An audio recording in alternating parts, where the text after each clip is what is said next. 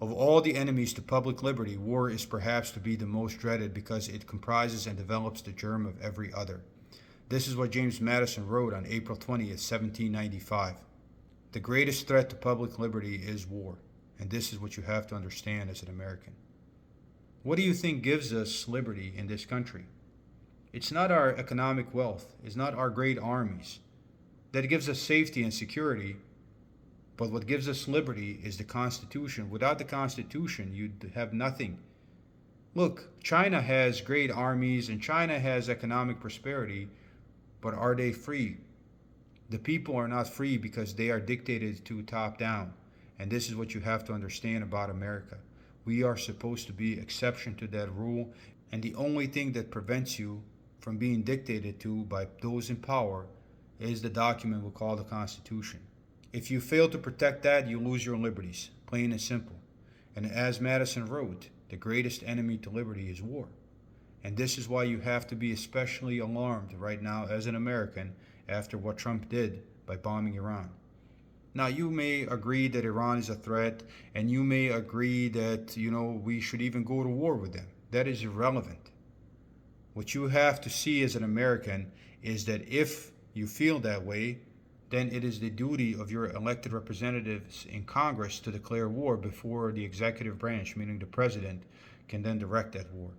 The president has no right whatsoever to even consider causes of war, much less just go and bomb somebody. Look, Iran was not a clear and present danger to us. It did not need an immediate reaction. Those facilities have been there for decades. Iran was not mobilizing their military to attack us. So there was ample time for Congress to discuss whether we should go to war with Iran or not, and if they agreed to declare war. The president had no authority to act whatsoever. He went against the Constitution by bombing Iran, and that is what everybody should understand. Political parties aside, you can love Trump and you can love being a Republican, or you can love Obama and you can love being a Democrat, but fact remains that both of those men, even though they are on extreme opposing ends of the political aisle, both violated the Constitution by dragging us into military conflicts, into wars, by bombing other countries without the congressional declaration of war. And that is ultimately how you are going to lose your liberty as Americans. Again, Madison wrote, of all the enemies to public liberty, war is perhaps the most to be dreaded. In war, the power of the president, the power of the executive branch is extended. Now he has more power. He can tell you what to do. He can draft your children and send them to die in Vietnam, for example.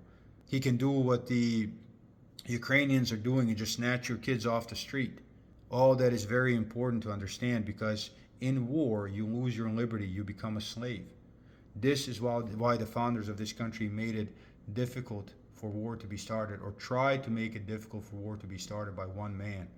They understood that investing that power in one man only was foolish, and that branch of government, the executive branch, staffed by one man, has most propensity to take us to war. For example, Madison wrote, Constitution supposes what the history of all governments demonstrate, that the executive is the branch of power most interested in war and most prone to it.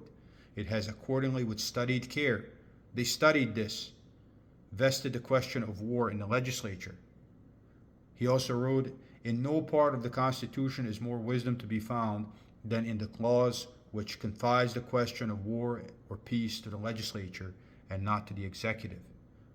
He also wrote, the power to declare war, including the power of judging the cases of war, is fully and exclusively vested in the legislature. These are the people who drafted and signed and debated on the document we call the Constitution, the founding document of this country, and this is what they wrote. Again, according to them, it's irrelevant whether Trump thinks that Iran is a threat or not. He can think that, he can say that, but he cannot act on that unless Congress tells him to act. That is what the founders of this country wrote. Thomas Jefferson wrote, we have already given an example, one effectual check to the dog of war by transferring the power of letting him loose from the executive to the legislative body. And there's plenty of other quotes that talk about this. Now, they may tell you, we're not at war with Iran. Well, tell me, what happened after Pearl Harbor, after Japan bombed Pearl Harbor? What would we do if somebody bombed our nuclear facilities? We would be at war. Bombing somebody's nuclear facilities, another country's nuclear facilities, is the same thing as declaring war to them, whether you call it war or not. When Japan attacked us, it was war. If somebody bombed our nuclear facility, it would be war.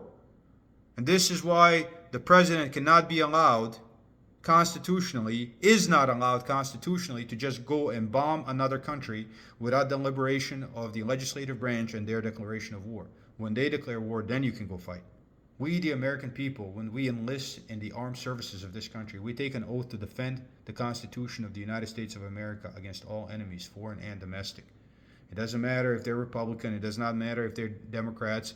What matters is if they go against the Constitution, everything else is irrelevant. You stop right there, full stop. You cannot do that because this is what protects us. If we fail to protect the Constitution, even when we agree with the decisions of the executive branch, like for example in this case war, we are going to lose its protections when we disagree with whatever cause for war the next guy may have. It is there to protect you and your children from would-be kings. That's why you have to protect it. And that's what has to be understood now. I'll finish with this.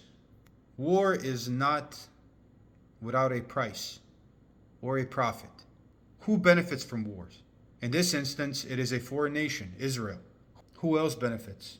It is the arms manufacturers. It is the bankers. Because in war, your money is taken. You are burdened with a debt. It's not just blood and lives. It's also your wealth. So you think that these millionaires in Congress who don't have to go fight, who don't have to go kill and die, that they care? You think that Trump, who has 6 deferments, or Obama that never fought in a war, care or understand? They don't. This is why they cannot be trusted with the question of war. And who pays for the war? It's you. It's your children. This is why the Constitution is there to protect you, because you are the one to pay for war. In his War is a Racket, Major General Smedley Darlington Butler, United States Marine Corps, tried to tell you this. He wrote, "The soldier pays the biggest part of the bill." If you don't believe this, visit the American cemeteries and the battlefields abroad, or visit any of the veterans' hospitals in the United States. He wrote this 100 years ago, and it still holds true to this very day. This is one of the prices. It's not just the dead, it's the broken-minded. But they are not the only ones that have paid the price. That's part of the bill. The dead are the part of the bill. The broken minds are part of the bill. But others pay too. Families. He wrote that, yes, the soldier pays the greater part of the bill, but his family pays too. They pay it in the same heartbreak that he does. As he suffers, they suffer. At nights, as he lay in the trenches and watched shrapnel burst around him, they lay home in their beds and tossed sleeplessly. His father, his mother, his wife, his sisters, his brothers, his sons, and his daughters. When he returned home minus an eye or minus a leg or with his mind broken, they suffer too, as much and even sometimes more than he. Look, war is sometimes necessary. I am not a pacifist, but protecting the Constitution against all enemies, foreign and domestic, is more important than anything. Those who want to start wars are able to lie in order to start them, and that is why the Constitution exists. Iran was not a clear and present danger to justify immediate bombing of their nuclear facilities.